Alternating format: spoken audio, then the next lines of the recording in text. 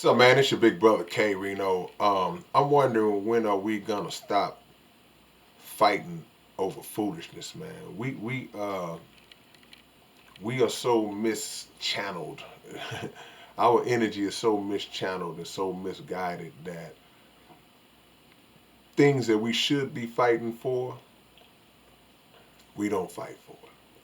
And the things that we have no business fighting for, we all in with it. Example.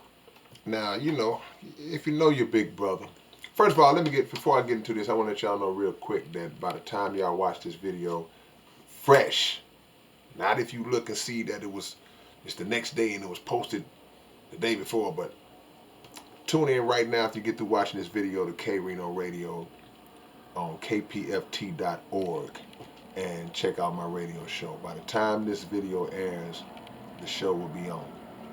But um, we spend so much time fighting for things that have no meaning. And what I was about to say is that, I'll give you an example. I'm one of the biggest sports fans you'll come across.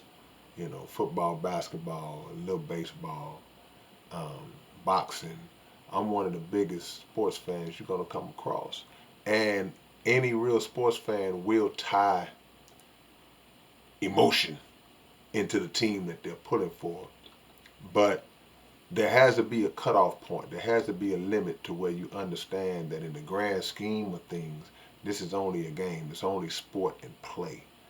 And we can't put so much of ourselves into this and inject and thrust ourselves into this so deep to where it starts to affect your psychological state and it starts to affect you in a way that where you have um, emotional responses based on these sporting events. Now, playoffs have started in football, so you see a lot of competitive action going on, and you know, uh, you see people in the stands arguing and fighting and got their different jerseys on and going to war. And if somebody's team loses, then the teams who won, those people are mocking and ridiculing the team that lost. And I mean, it gets heated.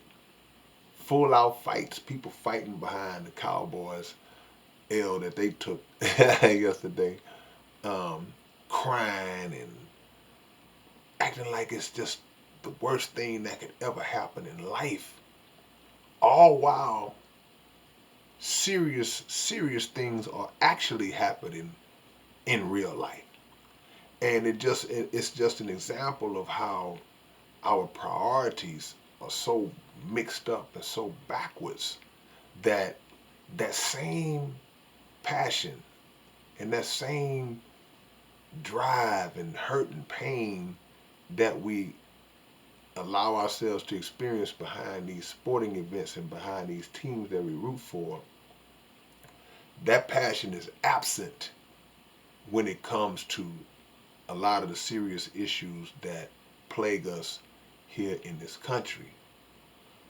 We will come together. It doesn't matter, black, white, yellow, brown, or red, and we'll put on a jersey and support those teams to the fullest, and we'll laugh together, cry together, cuss together, knock a hole in the TV with a sledgehammer, snatch the TV off the wall, and slam it on the ground. These are the types of things that a sporting event causes us to do. But we don't get that mad when the police kill us. We don't get that mad when the so-called justice system proves that there is no justice. We don't get that angry when we see uh, people being abused and mistreated and uh, children being molested and abused, and we don't get that mad. Now, some of us do. I'm not saying everybody, but on the grand scale, how we can have 55, 60,000 people in one place, either happy or crushed at the same time, we don't seem to bring that same kind of atmosphere to causes that absolutely affect us on a daily basis. So we fight for the wrong things. And this being a day where we are celebrating the life and legacy of Dr. Martin Luther King, we like to represent some of the elements that he stood for in terms of unity, in terms of black people coming together, black people receiving equal rights and equal justice under the law, and just receiving human rights. Um, an individual who dedicated his life to a worthy fight. We see somebody get shot on MLK Day right here in the city of Houston. 2 young children got shot today right here in the city of Houston.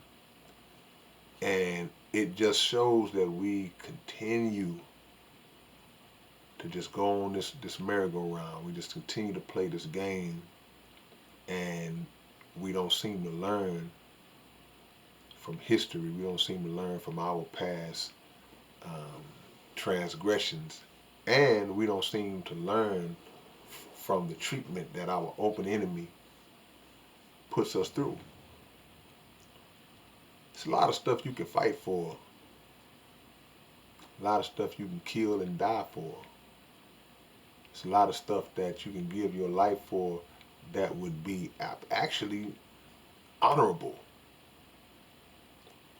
But yet we choose to throw it away, or even if you don't throw your life away,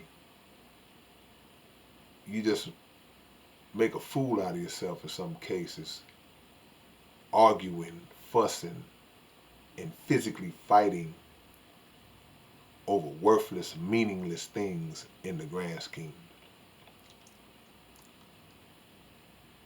You're not going to care who won the Super Bowl if a police officer is choking you out or choking your son out.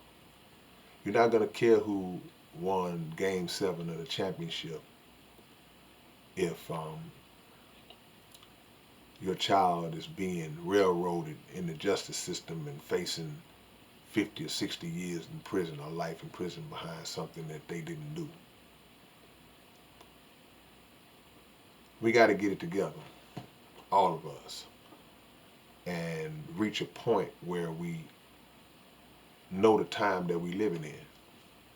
Got to understand the time that we're living in. And again, like I say, I prefaced this video by stating that, you know, I'm not gonna be a hypocrite and act like I don't watch sports and act like I don't get upset when my team loses. But as far as it goes, and like they lost, back to work. Let's find out what we should be fighting for, because if we directed that energy to the real fight, mental and physical, we'll be free overnight.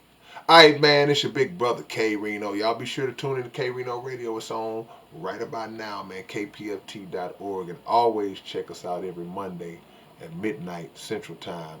And I appreciate y'all, man. Peace.